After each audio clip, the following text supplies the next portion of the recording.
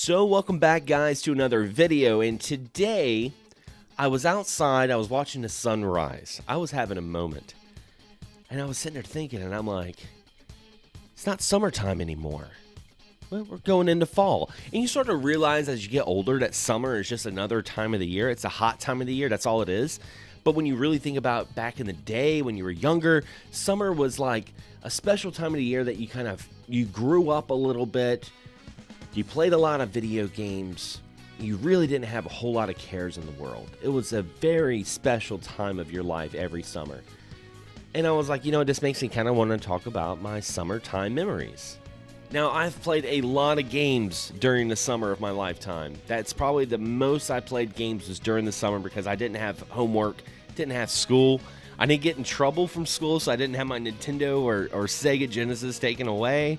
I was able to enjoy video games, and I have a lot of games to talk about, but I want to talk about the ones that really stick out in my mind. Okay, the first one is when my friend Kyle came over. Kyle knew that I was a big Final Fantasy fan. One of the things that we really became friends over was Final Fantasy VII and Resident Evil 2. Those were like the two games that we were just like, oh man, this is freaking awesome. Let's be friends, And we would skateboard. But he came over and he was like, I'm bringing a Final Fantasy game that I don't think you're going to like. Okay, color me intrigued. Now, let's see if you know me, Kyle. So he comes over, and it is none other than Final Fantasy Tactics, okay? Now, Kyle had never played a tactical RPG, so he was unsure if I would like a tactical RPG. Little did he know I played Shining Force when I was younger, so when I played Final Fantasy Tactics, I was floored. I was actually dead silent when I was first playing it, and he was just looking at me. He was like, you don't like it, do you? Well, you can stop playing it if you want, because I was so quiet. And I'm like, no, man, this is freaking awesome. This is great. I love the music. I love the story. And the battle system as something I hadn't played in years. And that medieval atmosphere was something I had longed for a long time, because, even back then in the mid-90s, JRPGs were starting to go away from the medieval and was going more into like a sci-fi medieval kind of hybrid world, especially with like the Squaresoft games. So I was really, really enjoying Final Fantasy Tactics, so much so that I told him before he left that day, I'm like, you know what? Can I either borrow this game or I will trade you a game out of my collection for it, because I want this game. And he ended up grabbing my copy of Tony Hawk's Pro Skater 2. I'm like, oh, yeah, good riddance. Yeah, go have fun with that. I had Final Fantasy Tactics and absolutely loved it. It's a game I definitely want to go back and play again, because it's been quite some time since I've played it, and I still hold it in very high regard. And the next game I want to talk about is actually a game that had a recent anniversary, and of course I'm talking about Metal Gear Solid. Metal Gear Solid is one of those games that when I think of the PlayStation 1, Metal Gear Solid is one of the games that really pops in my mind. It was a special game at a special time in my life, and I remember playing it the most during the summer when my sister's boyfriend would come over, because he had a copy of Metal Gear Solid, and he wasn't really that good at it. So he would pretty much bring it over for me to play and get through little parts that he couldn't get through, and we would just play it together. We'd pass the controller, we'd make some snacks. My sister would be at work, my mom would be at work, and it would just be me and him, eating tater tots, playing Metal Gear Solid. Life couldn't be any better. And one of the things that really stick out of my head is when we played Metal Gear Solid, the first thing that we played was the part that he couldn't get through, and that was with the remote missiles. If you guys remember the part where you're trying to go in that special room, it's right before the boss battle with Gray Fox. Right before that, you have to guide this missile and turn these switches off so you can go in this nuclear warhead room that's been saturated with dangerous gas, and you have no weapons. Your weapons are all taken away. All you have is this remote missile. So that's really what I think about. When I think about Metal Gear Solid, I think about hanging out, eating tater tots, and remote-controlled missiles, and how special that freaking game was, because that game is still to this day a very, very special game in gaming history, not just in my history, but in others as well. And actually, two games I played the same summer that really, really struck a chord with me. The first game I want to talk about, of course, is Mario Sunshine. Mario Sunshine is the summer game. Like, when you think of the summer, you think of Mario Sunshine. Like, the water effects have still aged beautifully. I'm so glad I can play it on the Switch and I can play it through emulation because I no longer have my GameCube. But at the time, I had just got my GameCube. I had just gotten a good amount of money, from doing a lot of chores. So I had enough money that I bought Mario Sunshine, and I bought another game I'm going to talk about in just a minute. But I absolutely loved playing Mario Sunshine that summer.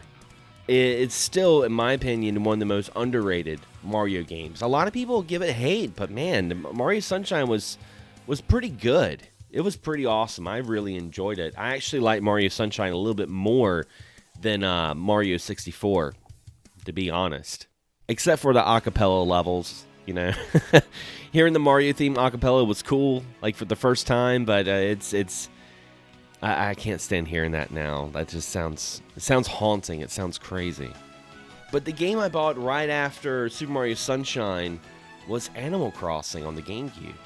And Animal Crossing has become such a popular thing that it's just almost like it's always existed now. But I can remember a time playing Animal Crossing for the first time on the GameCube and introducing my friends to Animal Crossing.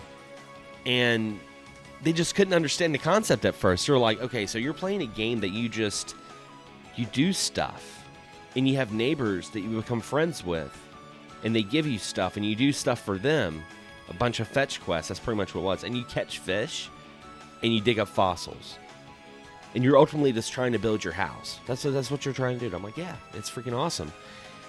And then they would start playing it, and then they would get hooked. I remember my sister even got hooked on it. I would go to my sister's on the weekends to hang out with her and my brother-in-law at the time, and we would play Animal Crossing. We would play Animal Crossing first thing in the morning, do everything we had to do in Animal Crossing, then we'd go to pool and just hang out there. But that's what I think about. I think about Animal Crossing when it comes to the summertime, and it's, like I said, it's funny because Animal Crossing has came such a long way, but at the same time, I feel like if I was to play Animal Crossing on the GameCube right now, it would have that humble beginnings kind of feel to it. Very comforting. And I think the last memory I want to talk about is a very special memory, even more now than ever, is hanging out with my cousin Jamie. Jamie would come down on the summers. He would come down, we'd hang out. He was actually the person that introduced me to the Super Nintendo. He had a Super Nintendo and brought Super Mario World and absolutely fell in love with it. And one of the things that him and I would do is we would gather change, and we would go to a little convenience store up the road. That was called the Little Store. We'd go to the Little Store and play arcade games. That's where I played Mortal Kombat for the first time. That's where I played, Art of Fighting for the first time. That's where I played Crystal Castles for the first time. But yeah, we would gather change. We'd go and play arcade games. We'd go and get a couple of snacks. And it was kind of a shady little corner store, but it was the type of neighborhood that we lived in. It wasn't the best neighborhood, but it was a very much of a community neighborhood where, there was a lot of shady stuff going on, but they knew we were kids and they would leave us alone. And my mom knew that if I was with my cousin Jamie, who was older, she didn't have to worry about me. She wouldn't let me go to the little store by myself, but she'd let me go with Jamie. And so it was like our time to hang out, and it was just such a great time. And now it means more than ever because, sadly, my cousin passed away a couple of months ago. And, now those memories are just cemented in my head when it comes to this time of the year now. Now it's going to be, when thinking about him, but I'm also going to think about the times that we had. And, that's one of the things I love about memories is the fact that, you can go back and reflect on certain things and it just makes it right. That's the best way I can describe it. But anyway, guys, what are some of your favorite video game memories during the summer? Leave a comment below. I'd love to read them. And if you guys enjoyed this video, don't forget to subscribe, but also hit that bell so you're notified on all future videos that come out on this channel. Anyway, guys, as always, thanks for watching. Thanks for subscribing. And as always, happy gaming.